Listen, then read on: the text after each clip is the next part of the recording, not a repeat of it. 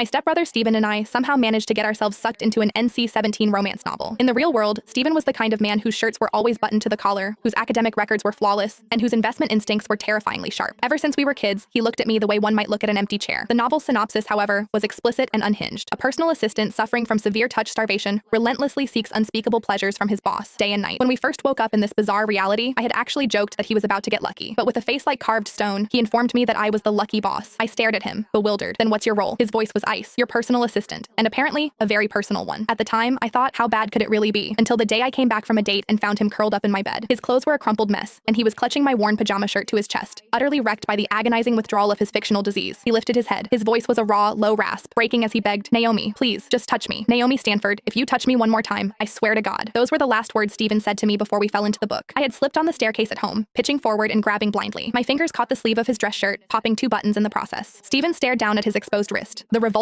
on his face so thick you could choke on it. I sheepishly let go. Without breaking eye contact, he pulled a sanitized wet wipe from his pocket and methodically scrubbed the exact spot my skin had grazed. My mother hovered nearby, trying to smooth the tension. Steven, Naomi didn't mean to. He fastened his spare cufflink, his tone as indifferent as an automated weather report. It's fine. I just don't like being touched. Doesn't like being touched. Right. He didn't like being touched by me. Just last month, at his stepfather's corporate gala, a female partner had a few too many drinks and slumped heavily against his shoulder. Steven hadn't even blinked. I had lived in the Pierce household for 6 years, and Steven's attitude toward me could be summed up in a single phrase: willful blindness. No, it was worse than that. Willful blindness implies he didn't see me. He saw me, and then he deliberately looked away. So, when I woke up sitting behind a massive, unfamiliar mahogany desk, wearing a sharply tailored pencil skirt with a gold nameplate reading Naomi Stanford, CEO, staring back at me, my first reaction wasn't panic. It was the door swinging open. Steven stood in the doorway. He wore a slate gray shirt, the top 2 buttons undone, a cup of coffee in his hand. His entire aura was fundamentally different from the man I knew at home. His striking features were exactly the same. The coldness was the same. But beneath it all, there was an indescribable fragility. He set the coffee on my desk, his voice a low hum. Ms. Stanford, the files for your 9 o'clock meeting are organized. Ms. Stanford. He called me Ms. Stanford. I stared at him for 5 long seconds, confirming that the face belonged to my stepbrother. Then, my gaze dropped to a book splayed open on my desk. The cover read, The Boss's Ruin. The pages fluttered open to the table of contents on their own accord, the chapter titles glowing with an unnatural light. Chapter 1, The Assistant's Secret. Chapter 3, A Younger Man's Obsession. Chapter 5, The Hacker's Gift. Chapter 7, The Rival's Bargain. I flipped further. The deeper I went, the more absurd it got. My face burned hot. Done reading? Steven's voice drifted from above. I slammed the book shut. He looked down at me, his expression wearing its usual impenetrable armor, but the corners of his mouth were pulled tight. There are 4 romantic targets in this universe, he said flatly, and they are all coming for you. I swallowed hard. And? Steven snatched the book from my hands, flipped to the character glossary, and pointed a long, elegant finger at a specific paragraph. Personal assistant, Steven Pierce, afflicted with extreme touch starvation, harbors a pathological physical dependency on his boss, Naomi Stanford. If deprived of her scent or physical contact for more than 24 hours, he will spiral into severe withdrawal, high fever, violent tremors, and delirium. He finished reading, then dropped the book onto the desk with a heavy